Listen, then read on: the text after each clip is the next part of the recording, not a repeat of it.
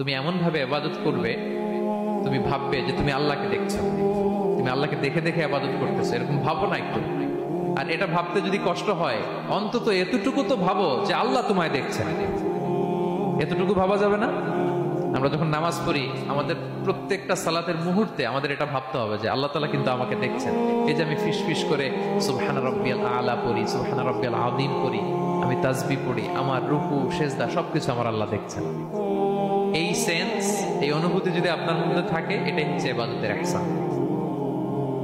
আর ইবাদত ছাড়া আমাদের দৈনন্দিন কাজ, পারিবারিক কাজ, সামাজিক কাজ, এই সমস্ত কাজেও কিন্তু আল্লাহ তাআলা ইহসানকে আবশ্যক করেছেন। প্রিয় ভাই বোনেরা, অন্যের প্রতি অনুগ্রহ করাটাকে তিনি কি করেছেন?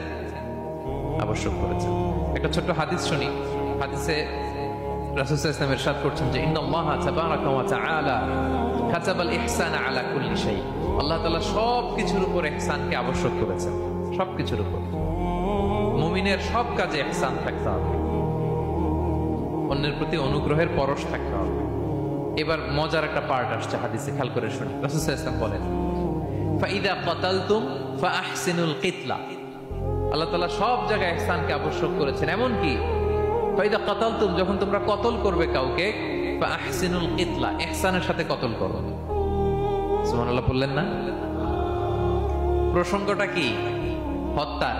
প্রসঙ্গটা রাষ্ট্রীয় কাজে, হয়তো ডেথ পেনাল্টি, তার মৃত্যুদণ্ড দিতে হবে। রাসূল সাল্লাল্লাহু আলাইহি ওয়াসাল্লাম বলেন ফাইদা কাতালতুম ফাআহসিনুল কিতলা, মৃত্যুদণ্ড দিবা কিন্তু ইহসানের সাথে দিও।